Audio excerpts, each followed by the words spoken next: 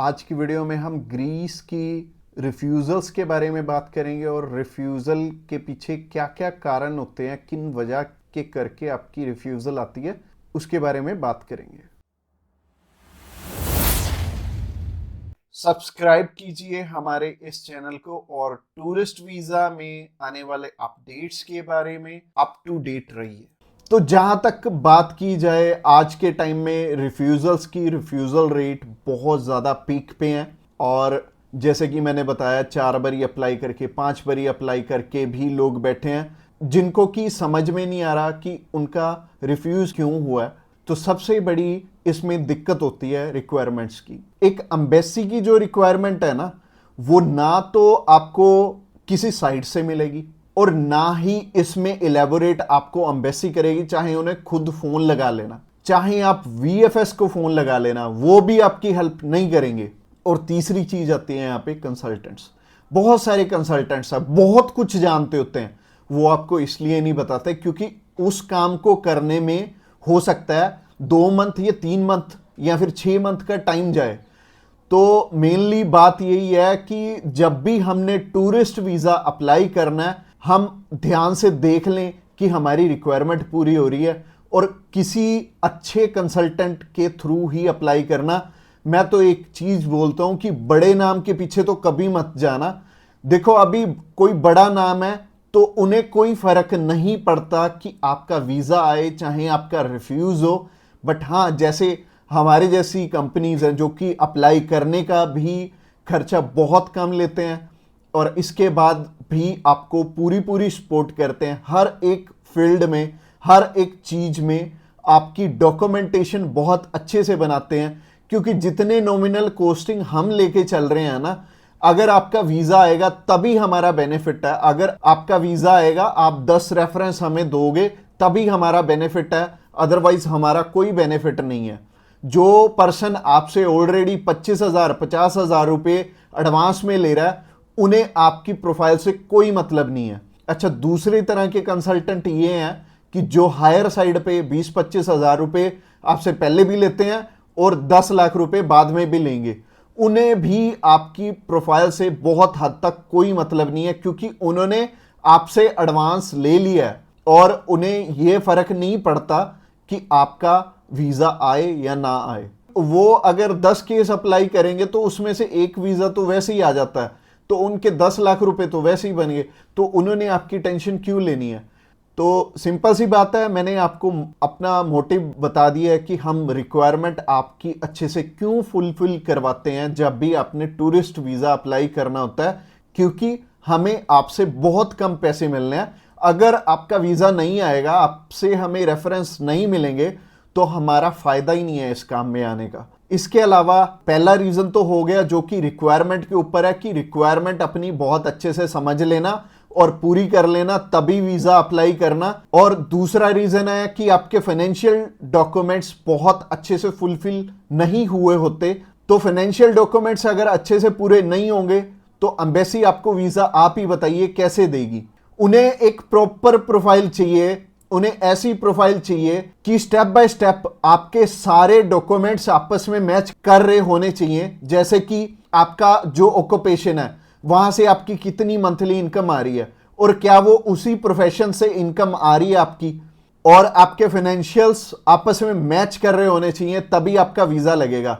तो अगर आपको नहीं पता है कि आपके फाइनेंशियल मैच कर रहे हैं या नहीं कर रहे, तो आप क्या कर सकते हैं, आप अभी हमें कॉल कर सकते हैं। आप जान सकते हैं कि आपके फाइनेंशियल अच्छे से मीट कैसे होंगे। और कॉल तो आप इस वीडियो के एंड में ही हमें करना, क्योंकि आगे जो रीजन है वो भी बहुत स्ट्रॉन्ग रीजन है कि आपका वीजा इन इन कारणों से भी हो सकता है। प्रोफाइल का तो मैंने आपको बता दिया कि आप हमें कॉल कर लेना। इसके अलावा जो तीसरा सबसे बड़ा रीजन है वो है कि आपके यहां पे इंडिया में टाई स्ट्रॉन्ग ना होने, यानी कि इंडिया में आपका कोई ऐसा रीजन नहीं है कि आप वापस लौट के आओ। जैसे कि मैरिड है अगर कोई, तो उनकी वाइफ उनका रीजन बनती है वापस आने का, और अगर कोई अनमैरिड है उसको थोड़ी सी प्रॉब्लम ही आती है। बट इसका भी सोल्यूशन है कि आप बेटर है, अगर आप 20-21 साल के हो, 22 साल के हो, तो बाहर जाने के लिए मैरिज तो करोगे नहीं, तो कर क्या सकते हो, आप अपनी मम्मी या फिर अपने पापा में से किसी एक जने को अपने साथ में अप्लाई करवा लो।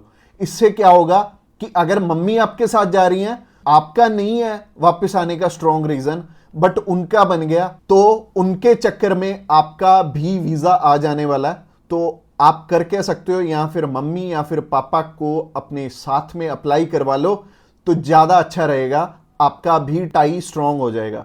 तो तीसरा रीजन हो गया। रीजन नंबर 4 की तरफ बढ़ते हैं। और जो चौथा रीजन है वो ये रीजन है कि आप यहां पे घूमने के लिए जा रहे हो, आपका पर्पस मैटर करता है। जब आप कवरिंग लेटर बना रहे हो तो कवरिंग लेटर ये तो आपके हाथ में नहीं है, ये तो आपके कंसल्टेंट के हाथ में है कि आपका पर्पस बहुत ज्यादा स्ट्रांग होना चाहिए, तभी आपको एक कंट्री वीजा देगी।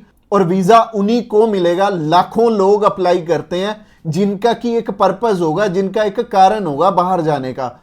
वीजा सिर्फ उन्हें ही मिलने वाला है जिनका एक रीजन बहुत ज्यादा स्ट्रांग होगा। तो रीजन बहुत ज्यादा आपका स्ट्रांग बनाएंगे अगर आप हमारे थ्रू अप्लाई करेंगे। तो ये चौथा कारण था आपका वीजा रिफ्यूज होने का। और ये 4 कारण ही हैं जो सबसे बड़े रिफ्यूजल के आपके चांसेस बनते हैं। जिन कारणों के पीछे ये चारों चीजें अपनी ठीक कर लो। और जैसे मैंने पर्पस में बताया, पर्पस आपका बहुत ज्यादा स्ट्रांग हो जाएगा अगर आप हमारे थ्रू अप्लाई करेंगे। तो अगर आप हमारे थ्रू अप्लाई करना चाहते हैं, आप जानकारी लेना चाहते हैं कि आपके रिक्वायरमेंट पूरी है, क्या आपके फैमिली टाइज स्ट्रांग है, तो आप अभी हमें कॉल करके पता कर सकते हैं कि क्या आपकी रिक्वायरमेंट अच्छे से पूरी है, क्या आपके फाइनेंशियल डॉक्यूमेंट जो कि सबसे ज्यादा इंपॉर्टेंट है आपस में मैच कर रहे हैं। इसके अलावा जो तीसरा कारण था वो था आपके फैमिली टाइज कितने स्ट्रांग है। इसके अलावा चौथा कारण है कि आपका पर्पस हम कितना स्ट्रांगली लगाएंगे। इसके ऊपर आपका वीजा डिपेंड करेगा। और वीजा चाहे आप फर्स्ट टाइम अप्लाई कर रहे हो, चाहे ऑलरेडी आपके 1 रिफ्यूजल है, 2 है, 3 है, 4 है, जितनी मर्जी आपकी रिफ्यूजल्स हैं, मैटर नहीं करती। हमारे पास बहुत सारे लोग आते हैं। एक पर्सन का हमने अप्लाई करके दिया था और उनका टोटल 12 बार रिफ्यूज था, 13th टाइम उनका वीजा आया था। और मोस्टली लोग 1 बारी, 2 बारी, 3 बारी, तो बहुत सारे लोग रिफ्यूज होते हैं। कई लोग तो 4-4, 5-5, 6-6 बार रिफ्यूज होते हैं। इवन उन्हें यह नहीं पता लगता कि हम करें तो करें क्या।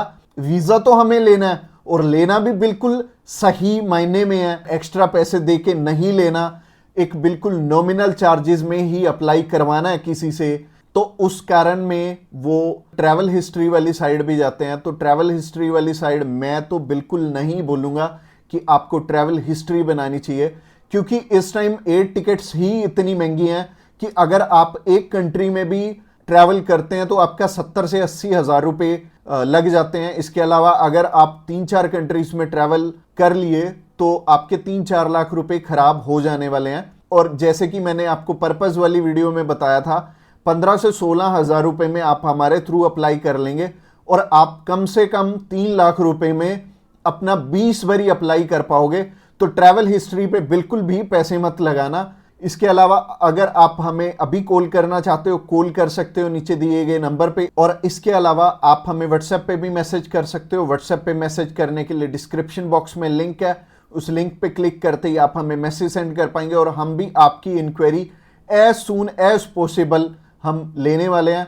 और हमारी टीम्स ऑफ एक्सपर्ट्स हमेशा रेडी है और वो सारे टीम मेंबर्स को पर्सनली मैंने ही ट्रेंड किया हुआ है और आपकी हर एक ज़रूरत को वो समझेंगे और फिर उसी अकॉर्डिंग आपको गाइड करेंगे। और आपको बिल्कुल भी टेंशन नहीं लेनी, जब भी आपने वीज़ा अप्लाई करना है आप हमारे थ्रू ईजिली कर सकते हैं। अगली वीडियो हमारी सी टाइप के वीज़ा के ऊपर रहने वाली है कि सी कैटेगरी में बहुत सारे हमारे पास ऑप्शन होते हैं अलग अलग, जिनके थ्रू की वीज़ा अप्लाई करने में हमारा पर्पस बहुत स्ट्रॉन्ग हो जाता है।